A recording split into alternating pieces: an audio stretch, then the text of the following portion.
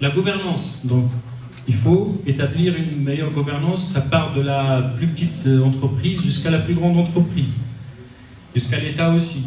S'éloigner aussi de l'entreprise familiale fermée, parce que le Tunisien c'est toujours ça, c'est mon entreprise à moi, d'ailleurs il met toujours son nom sur l'entreprise.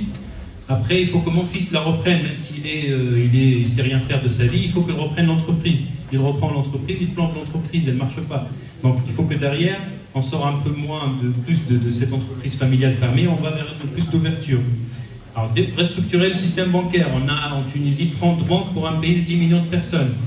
On a besoin peut-être que de 5 banques seulement. Donc il faut un travail de restructuration, de fusion entre toutes ces banques-là pour sortir des champions internationaux qui peuvent financer l'économie, parce que les banques avant ne faisaient que financer la famille. Développer le marché financier, parce que le marché financier tunisien, c'est un marché très... Alors on entend depuis des années, l'ancien dictateur disait faire de Tunis une place financière régionale. C'est facile de le dire, mais dans les gestes, on ne voyait rien du tout. Après, s'ouvrir à d'autres modes de financement, ça veut dire que la microfinance et aussi la finance islamique sont des finances qui ont beaucoup d'attrait en Tunisie et qui sont très demandées. La microfinance, ça peut aider tous ces gens qui sont diplômés ou qui en veulent faire un projet. Et la finance islamique, elle a beaucoup de chance en Tunisie parce que, d'abord, ça marchait ailleurs, donc pourquoi ça ne marcherait pas en Tunisie? Deuxièmement, il y a tout qui est là pour faire réussir la finance islamique. Pour vous donner juste un petit exemple rapidement de la finance islamique, ça veut dire que dans l'islam, on doit donner l'argent chaque année, ce qu'on appelle l'aumône, donc c'est la zakat. Donc on donne on calcule, c'est une méthode de calcul, si on a 5 000 € sur le compte toute l'année, il faut prendre 2% de 5 000 € et les donner à quelqu'un de pauvre. Donc ce système s'appelle le zakat.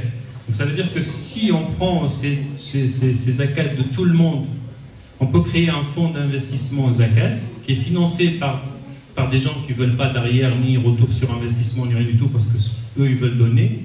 Donc on a une somme d'argent qui peut circuler et qui peut financer derrière des micro-projets. Donc ça peut vraiment être un moyen de financer des micro-projets sans demander des garanties, de rentabilité et tout le reste. On a un besoin immédiat qui est calculé et annoncé de 5 milliards de dollars pour restructurer le pays. Alors le rôle de qui là-dedans? Le rôle de la Banque mondiale, du FMI, de l'Union européenne, je ne sais pas. Tout ce que je sais, c'est qu'on essaye tous de faire bouger les choses.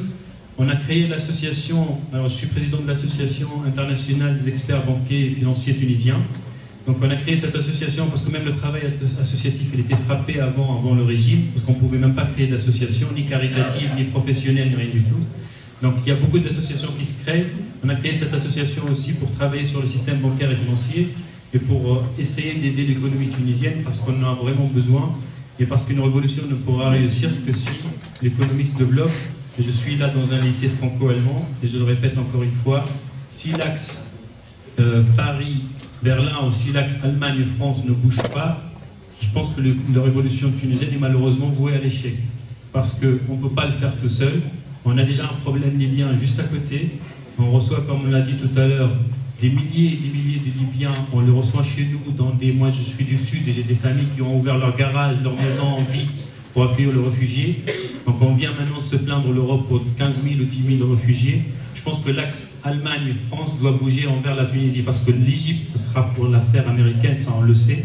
Mais je pense que l'affaire tunisienne, c'est une révolution réussie. La deuxième révolution réussie, ou la première, il faut que l'axe Allemagne et France bouge dans ce sens. Et comme je disais tout à l'heure à une journaliste, ça veut dire qu'on ne voit pas du tout l'Allemagne, et je veux vous le dire, on ne voit pas l'Allemagne du tout ni en Tunisie, ni en France. Donc on ne voit pas du tout l'Allemagne bouger, parce que c'est un problème de communication, de visibilité, on ne le voit pas. Donc c'est un appel que je lance aussi auprès peut-être des autorités allemandes de se faire mieux, parce que l'Allemagne a cette chance aussi de ne pas se mouiller avec l'ancien régime, donc c'est une chance pour l'Allemagne aussi d'investir en Tunisie, de réussir. Je tiens à vous remercier, puis vous avez la place pour vos questions.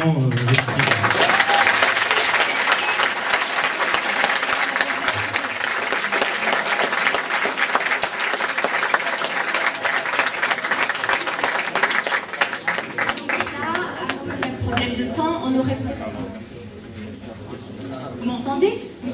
On aurait peut-être le temps pour une ou deux petites questions. Mais vous savez que plus tard pendant le workshop, bon, plus tard dans 5 minutes j'espère, parce que là il faut qu'on commence bientôt, vous aurez l'occasion de poser vos questions à M. Taïeb. Mais là, si vous voulez, encore une ou deux petites questions. Oui. Donc il y a le président français qui est accusé d'avoir beaucoup collaboré avec Ben Ali. Et enfin, en quelle mesure en fait? Vous avez entendu la question? En fait, la France s'est retrouvée vraiment mouillée avec l'ancien régime. On a commencé avec Chirac, qui a dit que le premier droit de l'homme, c'est de manger et de boire. Donc Chirac s'est déplacé en Tunisie. Alors on lui a dit qu'il y a des défendeurs de droits de l'homme qui sont en grève de faim et tout ça. Il a dit le premier de droit de l'homme, c'est de manger et de boire. Donc c'est une vision de Chirac de droits de l'homme. Il a dit en Tunisie on mange et on boit bien, donc il n'y a pas de problème. Après 5 ans ou 3 ans ou 5 ans après, il y a Sarkozy qui vient et qui regarde Ben Ali qui était juste à côté. Il a dit l'espace de liberté. Je tiens à vous féliciter, Monsieur le Président. L'espace de liberté progresse dans votre pays, alors qu'il y avait des militants de droits de l'homme qui faisaient une grève de la faim. Pire encore, en 2005, on fait un sommet international de l'information et de l'informatique en Tunisie, alors que c'est le pays le plus verrouillé en matière d'information et d'informatique. Après, on vient encore jusqu'à le 17 décembre, le 22 décembre, on a une ministre, Michel Alliot-Marie, qui dit on propose à la Tunisie le savoir-faire de forces françaises de maintien de l'ordre.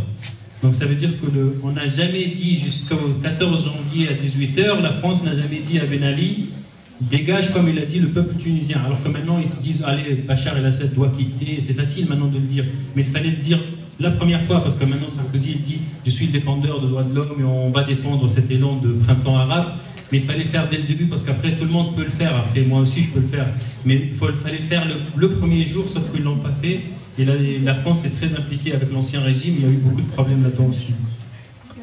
Donc ce sera la dernière question. Je peux passer. Non, c'est bon. Quel secteur on pourrait développer économiquement pour la Tunisie? Parce que vous avez parlé du tourisme, mais je pense que ce n'est pas le seul secteur d'activité qu'il y a en Tunisie. Moi, je crois beaucoup au secteur tertiaire, au secteur des services. Ça veut dire qu'en Tunisie, on a des diplômés en informatique, en économie, en gestion, qui ont fait leurs preuves partout, même dans les universités européennes, au suivant. Ça veut dire qu'en Tunisie, on a un système qui a produit beaucoup de diplômés de qualité. Donc, je pense que la Tunisie peut vraiment développer un système tertiaire de services. Ça veut dire que cette place financière, par exemple, elle peut exister. Et pourquoi elle a réussi au Singapour, elle a réussi ailleurs, pourquoi pas elle réussirait pas en Tunisie? On est dans un endroit qui est... Ça veut dire que même pour les banques étrangères, moi je travaille dans une banque, ça peut être intéressant pour les banques étrangères d'avoir un back-office ou des salariés qui sont basés en Tunisie mais qui travaillent pour la banque. Donc il faut oublier, parce qu'en Tunisie on a développé les call centers, ça veut dire, mais les call centers c'est pas l'avenir du pays. C'est-à-dire qu'on ne peut pas faire un pays basé sur les call centers. On peut faire un pays basé sur la vraie intelligence, la vraie richesse. Donc le secteur de service, il faut s'éloigner du secteur saisonnier qui sont le tourisme, l'agriculture, et il ne faut pas non plus s'éloigner de l'agriculture parce que ça assure vraiment la nourriture pour le pays.